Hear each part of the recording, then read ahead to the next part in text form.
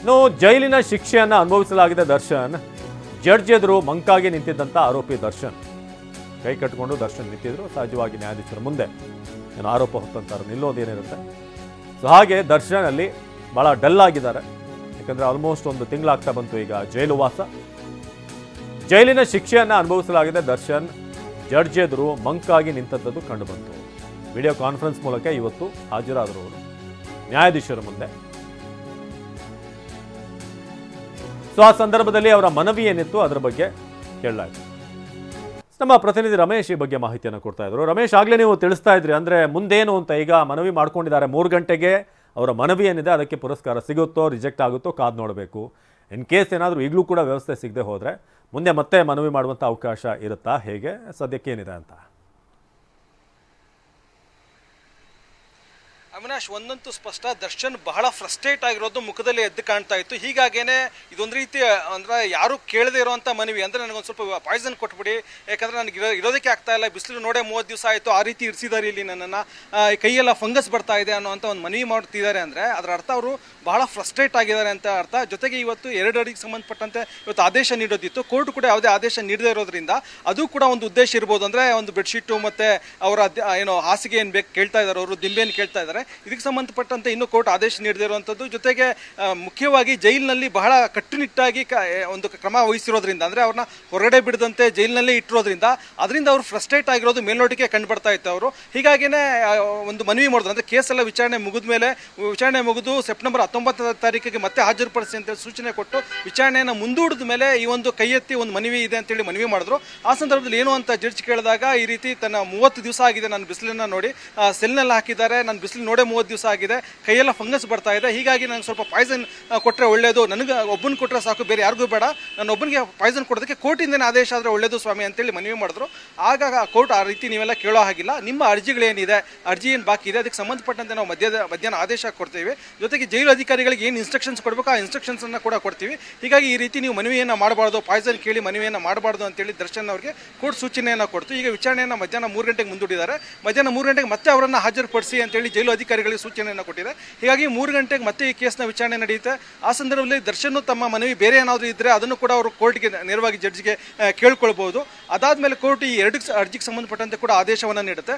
But ಇದರಲ್ಲಿ ಏನು ಸ್ಪಷ್ಟ ಅಂತಂದರೆ ದರ್ಶನ್ ಫ್ರಸ್ಟ್ರೇಟ್ ಆಗಿರುವಂಥದ್ದು, ಜೊತೆಗೆ ಅವ್ರು ಸೆಲ್ನಲ್ಲೇ ಇಟ್ಟಿರೋದ್ರ ಬಗ್ಗೆ ತೀವ್ರ ಅಸಮಾಧಾನ ಇರುವಂಥದ್ದು ಮೇಲ್ನೋಟಕ್ಕೆ ಎದ್ದು ಕಾಣ್ತಾ ಇತ್ತು. ಅವಿನಾಶ್, ರಮೇಶ್, ಈಗ ಈ ಥರ ಒಂದು ಮನವಿ ಮಾಡಿದಂಥ ಸಂದರ್ಭದಲ್ಲಿ ಅದನ್ನೇನಾದರೂ ಹ್ಯುಮ್ಯಾನಿಟಿಯಿಂದ ಕನ್ಸಿಡರ್ ಮಾಡಲಾಗುತ್ತಾ, ಅಥವಾ ಆದೇಶ ಏನು ಆಲ್ರೆಡಿ ಕೊಡಬೇಕು ಅಂತ ಇರ್ತಾರೆ ಅದೇ ಆದೇಶ ಪ್ರಕಟ ಆಗುತ್ತಾ, ಹೇಗೆ ಇದೇನಾದರೂ ಎಕ್ಸ್ಟ್ರಾ ಆ್ಯಡ್ ಆಗುತ್ತಾ ಅಂತ ಆ ಥರ ಮನವಿ ಮಾಡಿದಾಗ? ಖಂಡಿತ ಅವಿನಾಶ್, ಏನಂದರೆ ಕೋರ್ಟ್ ಇದನ್ನು ಕೂಡ, ಯಾಕೆಂದರೆ ಈಗ ಅವ್ರಿಗೆ ಬಹಳ ಕಷ್ಟದಲ್ಲಿರುವಂಥದ್ದನ್ನು ಕೋರ್ಟ್ ಕೂಡ ಪರಿಗಣಿಸುತ್ತೆ. ಇನ್ನೂ ಆದೇಶ ಆಗಿಲ್ಲ, ಆದೇಶ ನೀಡುವಂಥ ಸಂದರ್ಭದಲ್ಲಿ ಈ ಎಲ್ಲ ಅಂಶಗಳನ್ನು ಪರಿಗಣಿಸುತ್ತೆ. ಅಂದರೆ ಈಗ ಜೈಲು ಅಧಿಕಾರಿಗಳಿಗೆ ಏನಾದರೂ ಇನ್ಸ್ಟ್ರಕ್ಷನ್ಸ್ ಕೊಡಬೇಕಾ, ಯಾಕಂದರೆ ಜೈಲಿನಲ್ಲಿ ಇಟ್ಟಿದ್ದಾರೆ 30 ದಿವಸದಿಂದ ಬಿಸಿಲನ್ನು ನೋಡೋದಕ್ಕೂ ಬಿಟ್ಟಿಲ್ಲ ಅಂತೇಳಿ ಏನು ದರ್ಶನ್ ಹೇಳ್ತಾ ಇದ್ದಾರೆ. ಇದಕ್ಕೆ ಸಂಬಂಧಪಟ್ಟಂತೆ ಯಾಕಂದರೆ ಈಗ ನ್ಯಾಯಾಂಗ ಬಂಧನದಲ್ಲೇ ಇರೋದ್ರಿಂದ, ಜಡ್ಜ್ ಅಧೀನದಲ್ಲೇ ಅವ್ರು ಇರೋದ್ರಿಂದ ಕೋರ್ಟ್ ಕೂಡ ಇದಕ್ಕೆ ಸಂಬಂಧಪಟ್ಟಂತೆ ಆದೇಶವನ್ನು ಕೊಡಬೇಕಾಗತ್ತೆ. ಯಾಕಂದರೆ ಇದರಲ್ಲಿ ಹ್ಯೂಮನ್ ರೈಟ್ಸ್ ಪ್ರಶ್ನೆ ಕೂಡ ಇನ್ವಾಲ್ವ್ ಆಗೋದ್ರಿಂದ ಜೈಲು ಅಧಿಕಾರಿಗಳಿಗೆ ಸೂಕ್ತ ನಿರ್ದೇಶನವನ್ನು ಕೊಡ್ಬೋದು. ಅಂದರೆ ಅವ್ರಿಗೆ ವಾಕ್ ಮಾಡೋದಕ್ಕೆ ಅವಕಾಶ ಕೊಡದಿರ್ಬೋದು, ಅಥವಾ ಬಿಸಿಲಿಗೆ ಬಿಡೋದಕ್ಕೆ ಅವಕಾಶ ಇರಬಹುದು, ಇತ್ಯಾದಿ ಸೂಚನೆಗಳನ್ನು ಕೋರ್ಟ್ ನೀಡುವಂಥ ಸಾಧ್ಯತೆ ಇದೆ. ಜೊತೆಗೆ ಈ 2 ಅರ್ಜಿಯನ್ನು ಸಲ್ಲಿಸಿದ್ದಾರೆ. ಅಂದರೆ ಬಳ್ಳಾರಿ ಜೈಲಿಗೆ ವರ್ಗಾವಣೆ ಕೇಳಿರುವಂಥ ಅರ್ಜಿ, ಅಂದರೆ ಪ್ರಾಸಿಕ್ಯೂಷನ್ ಸಲ್ಲಿಸಿರುವಂಥ ಅರ್ಜಿ, ಅದೇ ರೀತಿ ಮತ್ತೊಂದು ಅರ್ಜಿ ಹಾಸಿಗೆ ಮತ್ತು ದಿಂಬನ್ನು ಕೊಡಬೇಕು ಅಂತೇಳಿ ಕೇಳಿರುವಂಥ ಅರ್ಜಿ. ಈ 2 ಅರ್ಜಿಗೆ ಸಂಬಂಧಪಟ್ಟಂತೆ ಕೂಡ ಮಧ್ಯಾಹ್ನ ಕೋರ್ಟ್ ಆದೇಶ ನೀಡುತ್ತೆ. 3 ಗಂಟೆಗೆ ದರ್ಶನ್ ಖುದ್ದಾಗಿ ಹಾಜರುಪಡಿಸಿ, ಅಂದರೆ ವಿಡಿಯೋ ಕಾನ್ಫರೆನ್ಸಿಂಗ್ ಮುಖಾಂತರನೇ ಹಾಜರುಪಡಿಸಿ ಅಂತೇಳಿ ಸೂಚನೆ ಕೊಟ್ಟಿರೋದ್ರಿಂದ ಫರ್ದರ್ ಏನಾದರೂ ಅವರ ಮನವಿ ಇದ್ದರೆ ಅದನ್ನು ಕೂಡ ಮಾಡ್ಕೋಬೋದು. ಜೊತೆಗೆ ಕೋರ್ಟ್ ಏನು ಸೂಚನೆ ಕೊಡಬೇಕು ಅದನ್ನು ಕೂಡ ಕೊಡುತ್ತೆ. ಹೀಗಾಗಿ ಕೋರ್ಟ್ ದರ್ಶನ್ ಏನು ಮನವಿ ಮಾಡಿದರೆ ಅದನ್ನು ಖಂಡಿತ ಪರಿಗಣಿಸಿನೇ ಸೂಕ್ತವಾದಂಥ ಒಂದು ಆದೇಶವನ್ನು ನೀಡೋ ಸಾಧ್ಯತೆ ಹೆಚ್ಚಾಗಿದೆ. ಅವಿನಾಶ್, ರಮೇಶ್, ಇನ್ನೊಂದು ಕಡೆ ಈಗ ಪರಪ್ಪನಗ್ರಹಾರಕ್ಕೆ ಹೋಲಿಸಿದ್ರೆ ಬಳ್ಳಾರಿ ಕಾರಾಗೃಹದಲ್ಲಿ ಇನ್ನಷ್ಟು ಕಠಿಣವಾಗಿರುತ್ತೆ ಅನ್ನೋದು ನಾವು ತಿಳ್ಕೊಂಡಿರುವಂಥ ವಿಚಾರ. ಸೊ ಒಂದು ಕಡೆ ಈ ಥರ ಮನವಿ ಮಾಡ್ಕೊಂಡಿರೋದು, ಇನ್ನೊಂದು ಕಡೆ ಫೆಸಿಲಿಟಿ ಸಿಕ್ಕೂ ಕೂಡ ಬಳ್ಳಾರಿಗೆ ಶಿಫ್ಟ್ ಆಗೋದು ಅಂತ ಆದರೆ ಒಂದು ಕಡೆ ಇಲ್ಲಿ ಏನೋ ಗೆಲುವು ಸಿಕ್ಕಿ ಮತ್ತೊಂದು ಕಡೆ ಇಲ್ಲಿ ಹಿನ್ನಡೆ ಆದಾಗ ಆಗುತ್ತಾ, ಹೇಗೆ ಅಂತ? ಬಳ್ಳಾರಿಗೆ ಏನೋ ಶಿಫ್ಟ್ ಆಗುವಂಥ ಆದೇಶ ಬಂದರೆ ಅವಿನಾಶ್ ಈಗ ಬಳ್ಳಾರಿಗೆ ಶಿಫ್ಟ್ ಆಗೋದಕ್ಕೆ ಅವ್ರ ಪರ ವಕೀಲರು ಈಗಾಗಲೇ ಆಕ್ಷೇಪಣೆ ಎತ್ತಿದ್ದಾರೆ, ದರ್ಶನ್ ಪರವಾಗಿ ಅರ್ಜಿಯನ್ನು ಕೂಡ ಸಲ್ಲಿಸಿದ್ದಾರೆ. ಹೀಗಾಗಿ ಬಳ್ಳಾರಿಗೆ ಶಿಫ್ಟ್ ಆಗೋದು ದರ್ಶನ್ಗೆ ಇಷ್ಟ ಇಲ್ಲ. ಆದರೆ ಇಲ್ಲೇನೆ ಅವ್ರಿಗೆ ಸ್ವಾತಂತ್ರ್ಯ ಬೇಕು, ಅಂದರೆ ಬಿಸಿಲು ನೋಡಬೇಕು, ವಾಕ್ ಮಾಡಬೇಕು ಇತ್ಯಾದಿ ಅವರ ಒಂದು ಬೇಡಿಕೆ ಇದ್ದಂತಿದೆ ಮೇಲ್ನೋಟಕ್ಕೆ. ಯಾಕಂದರೆ ಅವ್ರ ಬೇಡಿಕೆ ಒಂದೇ, ನಾನು 30 ದಿವಸ ಆಯಿತು ಬಿಸಿಲನ್ನು ನೋಡೇ ಇಲ್ಲ ನಾವು ಜೈಲಿಗೆ ಬಂದಾಗಿಂದ. ಹೀಗಾಗಿ ಏನು ಬಿಸಿಲು ನೋಡಬೇಕು ಅನ್ನೋಂಥದ್ದೊಂದು, ಅಂದರೆ ವಾಕ್ ಮಾಡೋದಕ್ಕೆ ಅಥವಾ ಅವ್ರಿಗೆ ಓಡಾಡೋದಕ್ಕೆ ಅವಕಾಶ ಕೊಡಬೇಕು ಅನ್ನೋಂಥದ್ದು. ಜೊತೆಗೆ ಹಾಸಿಗೆ ಮತ್ತು ದಿಂಬು ಏನು ಕೇಳಿದ್ದಾರೆ ಅದಕ್ಕೆ ಸಂಬಂಧಪಟ್ಟಂತೆ ಅವ್ರ ಮನವಿ ಇದೆ. ಹೀಗಾಗಿ ಒಂದು ವೇಳೆ ಕೋರ್ಟ್ ಏನಾದ್ರು ಬಳ್ಳಾರಿ ಜೈಲಿಗೆ ಶಿಫ್ಟ್ ಮಾಡಿದ್ರೆ ಆಗ ಕೂಡ ಅವ್ರ ಮನವಿ, ಅಂದರೆ ಆಗ ಜೈಲ್ ಸೆಲ್ನಲ್ಲಿ ಇಡೋ ಬದಲು ಅವ್ರಿಗೆ ಏನಾದ್ರು ವಾಕ್ ಮಾಡೋದಕ್ಕೆಲ್ಲ ಅವಕಾಶ ಕೊಟ್ಟರೆ, ಅಂದರೆ ಜೈಲು ಮ್ಯಾನ್ಯುವಲ್ನಲ್ಲಿ ಅವಕಾಶ ಇದ್ದರೆ ಮಾತ್ರ ಅವಕಾಶನ ಕೊಡಲಾಗುತ್ತೆ. ಆ ರೀತಿ ಅವಕಾಶ ಇದ್ದರೆ ಆಗ ಜೈಲು ಅಧಿಕಾರಿಗಳು ಆ ಅವಕಾಶನ ಕೊಡ್ಬೋದು. ಹೀಗಾಗಿ ಆಗ ಅವರ ಬೇಡಿಕೆ ಏನಿದೆ ಅಂದರೆ ಬಿಸಿಲು ನೋಡಿಲ್ಲ ಅನ್ನುವಂಥ ಬೇಡಿಕೆಯನ್ನು ಈಡೇರ್ದಂಗೆ ಆಗುತ್ತೆ. ಜೊತೆಗೆ ಸ್ವಲ್ಪ ಫ್ರೀಡಮ್, ಅಂದರೆ ಸೆಲ್ನ ಬಿಟ್ಟು ಹೊರಗಡೆ ಓಡಾಡುವಂಥ ಸ್ವಲ್ಪ ಮಟ್ಟಿಗೆ ಫ್ರೀಡಮ್ ಕೂಡ ಸಿಗ್ಬೋದು. ಆದರೆ ಅವರ ದಿಂಬು ಮತ್ತು ಹಾಸಿಗೆ ಸಂಬಂಧಪಟ್ಟಂತೆ ಕೋರ್ಟ್ ಏನು ಆದೇಶ ನೀಡುತ್ತೆ ನೋಡ್ಬೇಕು. ಯಾಕಂದರೆ ಜೈಲು ಮ್ಯಾನ್ಯುವಲ್ನಲ್ಲಿ ಅವಕಾಶ ಇದೆ ಅಂತೇಳಿ ಅವ್ರ ಪರ ವಕೀಲರು ಹೇಳ್ತಾ ಇದ್ದಾರೆ.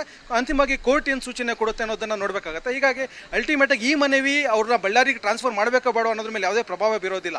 ಆದರೆ ಅವ್ರಿಗೆ ಸ್ವಲ್ಪ ಮಟ್ಟಿಗೆ ಒಂದು ಫ್ರೀಡಮ್ ಕೊಡಬೇಕು. ಫ್ರೀಡಮ್ ಅಂದರೆ ಬಿಸಿಲನ್ನು ನೋಡುವಂಥ ಒಂದು ಅವಕಾಶನಾದರೂ ಕೊಡಬೇಕಾ ಬೇಡವಾ ಅನ್ನೋದ್ರ ಬಗ್ಗೆ ಕೋರ್ಟು ಸೂಕ್ತ ನಿರ್ದೇಶನವನ್ನು ಜೈಲು ಅಧಿಕಾರಿಗಳಿಗೆ ಕೊಡ್ಬೋದು, ಆರ್ಡ್ರಲ್ಲಾದರೂ ಕೊಡ್ಬೋದು, ಅಥವಾ ಅನ್ಅಫಿಷಿಯಲ್ ಆಗಿ ಅಂದರೆ ಜೈಲು ಅಧಿಕಾರಿಗಳಿಗೆ ಸೂಚನೆಯನ್ನು ಕೂಡ ಕೊಡ್ಬೋದು. ಯಾಕಂದರೆ ಕೋರ್ಟ್ ಕಸ್ಟಡಿಯಲ್ಲಿ ಇರೋದ್ರಿಂದ ದರ್ಶನ್ ಜೈಲು ಅಧಿಕಾರಿಗಳಿಗೆ ಸೂಚನೆ ಕೊಡುವಂಥ ಅಧಿಕಾರ ನ್ಯಾಯಾಧೀಶರಿಗಿರುತ್ತೆ. ಹೀಗಾಗಿ ಜೈಲು ಅಧಿಕಾರಿಗಳಿಗೆ ಸೂಚನೆ ಕೊಡುವಂಥ ಸಾಧ್ಯತೆ ಕೂಡ ಹೆಚ್ಚಾಗಿದೆ. ಅವಿನಾಶ್, ರಮೇಶ್ ಹಾಗೆ ಸಂಪರ್ಕದಲ್ಲಿರಿ. ಈ ವಿಚಾರಕ್ಕೆ ಸಂಬಂಧಪಟ್ಟ ಇನ್ನಷ್ಟು ಅಪ್ಡೇಟ್ ಈಗ ಲಭ್ಯವಾಗ್ತಾ ಇದೆ. ಸೊ ಇವತ್ತು ವಿಡಿಯೋ ಕಾನ್ಫರೆನ್ಸ್ನಲ್ಲಿ ಮಾತನಾಡಿದಂಥ ಸಂದರ್ಭದಲ್ಲಿ ದರ್ಶನ್ ಮಾಡಿದಂಥ ಮನವಿ ಈಗ ನಿಜಕ್ಕೂ ಎಷ್ಟು ಫ್ರಸ್ಟ್ರೇಷನ್ ಇದೆ ಅನ್ನೋದ್ರ ಬಗ್ಗೆ